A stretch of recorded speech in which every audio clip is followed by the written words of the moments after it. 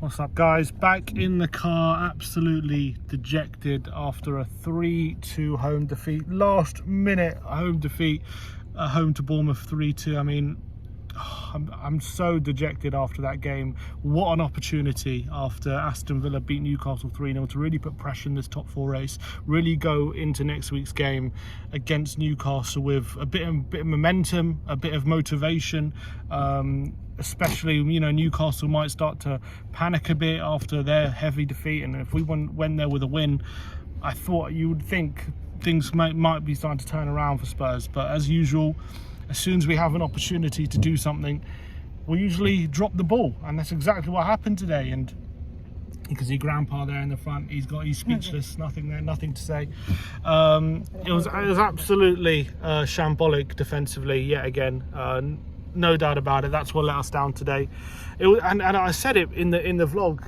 Like, we're coming to the game, and it's sunny. You know, everyone's smiling. Everyone thinks we're going to win. And these are the kind of games you take your eye off the ball. We go 1-0 up after like 20 minutes, and you're thinking it's going to be an easy 3 points. But again, like we have done a lot of times this season, we're sitting back, soaking up the pressure. We allowed Bournemouth back into the game.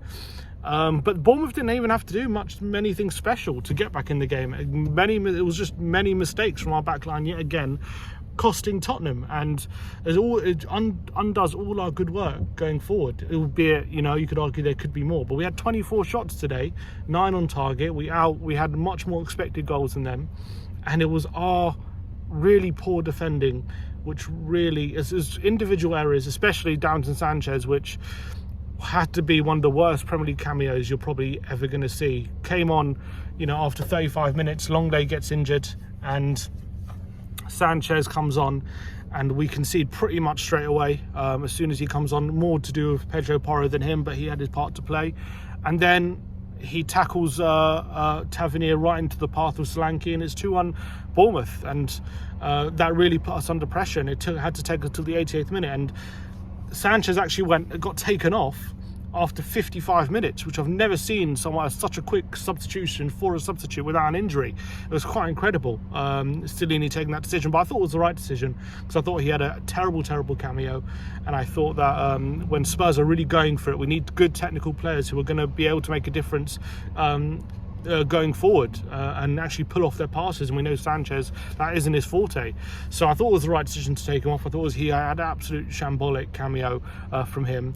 We find ourselves 2-1 down, and to be fair to Stellini, I'll give him a bit of credit, because we've criticised Conte for not changing things enough when we're losing, to really try and force the issue instead of, you know, keeping the formation, not really changing things up and making the opposition think. And Stellini definitely didn't do that. He changed to a back four.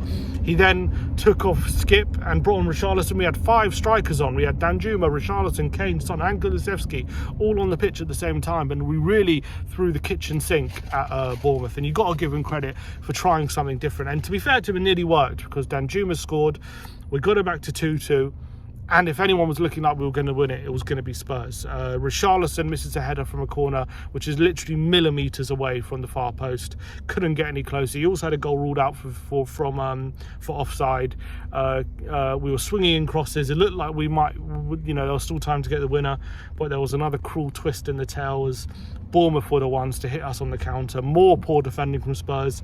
We'll get into Pedro Porro, but he was at fault for this one, getting out-muscled by Solanke. He was able to square it to Utara, who stayed composed in the box. He had time and space and finished it nicely, and that was in the 95th minute. That was a real killer blow when it looked like Spurs are forcing the issue. Talking about Pedro Porro, though, have to say he was probably the worst player on the pitch, as much as Sanchez was only lasted 20 minutes. Porro, I have to say, he's been decent since he's come into the club, but today was a real, I don't even know how to describe. His defensive ability was shocking. He was getting beaten time after time down his side.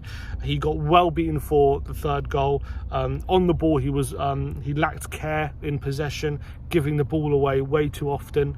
Wasn't able to link up the play, and defensively was where his biggest weaknesses were. And Crossing in the box in the second half, it improved a bit, but it wasn't enough to overshadow what was probably his worst performance in a Spurs shirt, maybe barring his debut where he was equally terrible. And he really needs to shape up if he's going to be in the Premier League, because it's a different level of football to in Portugal, I think. And today maybe showed where he's still lacking. I mean, Danjuma, got the goal, and he improved us when he came on. That was a good cameo from him. We finally gave him a run out, and he showed what he can do, to be fair, playing in his least natural position on the right hand side. A couple of good take-ons, some good link-up play between him and Kulu and Porro, and obviously a really nice finish with his left foot, and that really gave us hope to get back in the game. But alas, it wasn't enough. I can't say there were too many outstanding performances. I don't think, honestly, to be honest, when I look back at the game, I think first half, the second half of the first half we were terrible, deservedly went in at 1-1. But second half, when I look at the balance of play and the chances we created, I don't think we were terrible. We did dominate, but our defenders let us down. When Bournemouth had their rare counter-attacks, they made them count, because our defenders aren't capable of defending one-on-one situations. They're too lax, lose concentration, aren't able to be strong enough in one-on-one situations. Solanke bullied some of our defenders in those scenarios, and it wasn't a case of Bournemouth on the constant counter and always a threat, but when they did get those opportunities, they made them count, and that was what cost us.